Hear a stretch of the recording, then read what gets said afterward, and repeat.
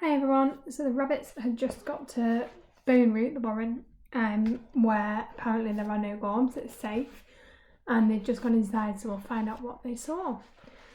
The first thing Podkin noticed was the smell.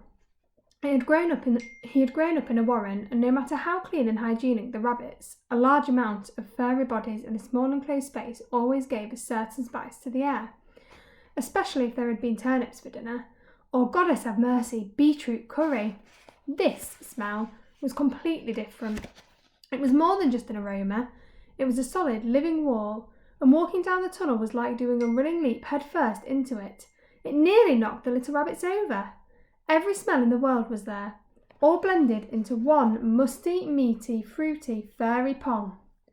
"Takes your breath away, don't it?" came the voice of the guard rabbit behind them, who must have had their disgusted gasps. They couldn't even reply. Squinting against the stench, they carried on down the tunnel to find just what it was that smelt so bad. It was rabbits. Hundreds of rabbits.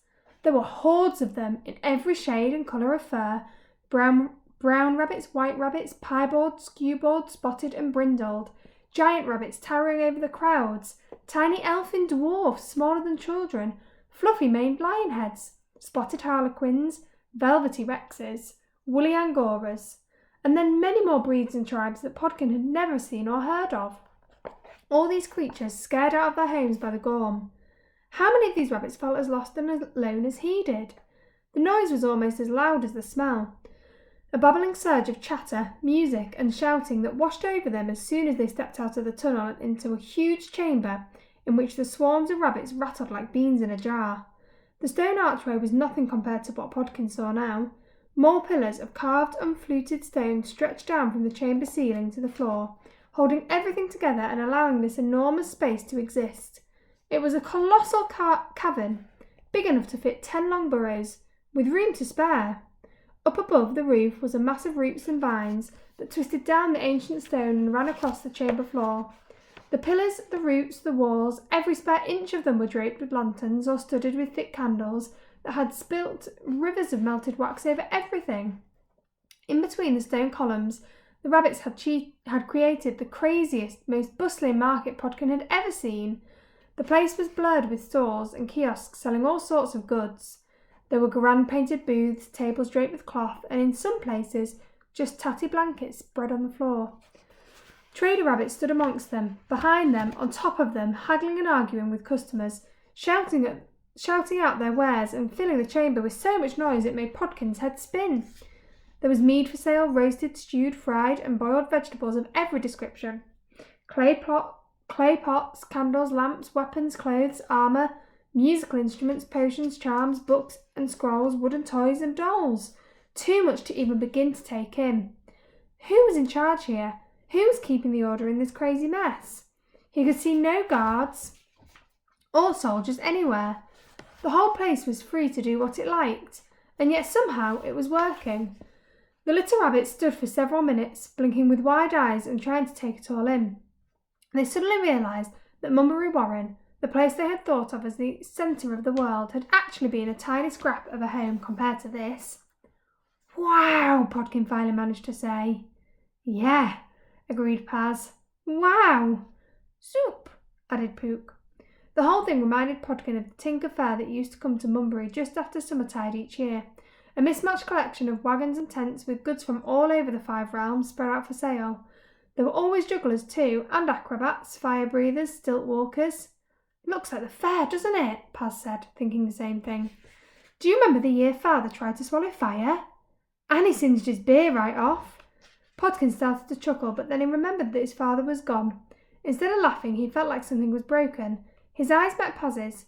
He knew she felt it too. The world itself was wrong now, incomplete. How could it go on like it always had, with people buying and selling knickknacks and trinkets, when his father was no longer part of it? These rabbits hadn't even known Lopkin of Mumbury had existed. The 3 children stood in silence, letting the sounds and smells of the market wash over them. "Well," said Paz a few moments later, "where do you think we should start looking?"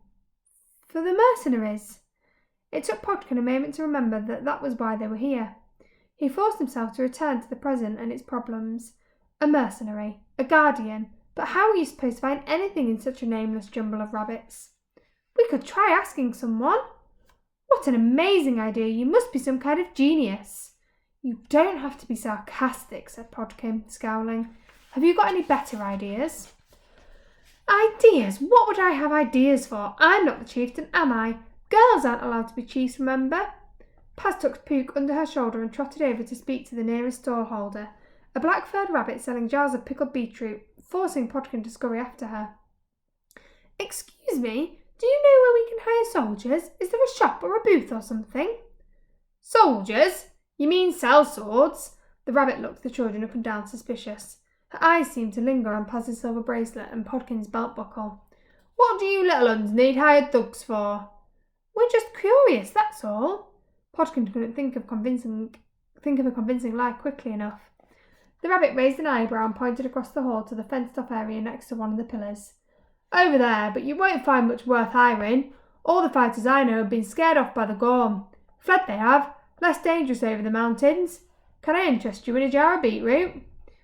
After politely declining, they edged their way through the crush of bodies until they reached the sellsword stall.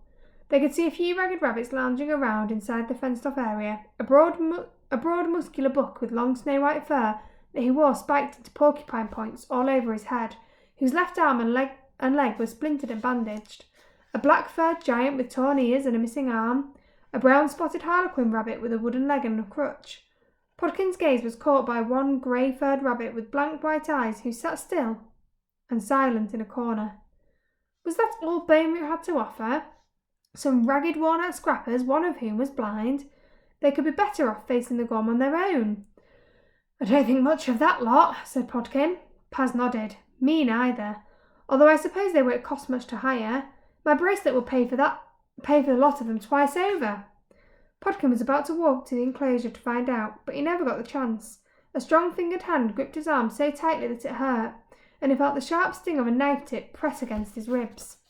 He saw Paz's eyes go wide with fear and looked up to see an evil-faced rabbit with patchy brown fur and mean orange eyes. He leant over them and whispered with breath that stank of rotten vegetables and stale mead. You three nippers are mine now, and your pretty jewellery too. Come along with me, nice and quiet, or I'll chop this one's ear off. Snickety snip! He grinned, showing yellow broken teeth, and pushed his knife harder into Podkin's chest so that Podkin yelped. There was nothing Paz could do but follow as her brother was dragged off, out of the hall and into the maze of endless side tunnels. We'll find out what happened to Podkin and Paz and Pook tomorrow.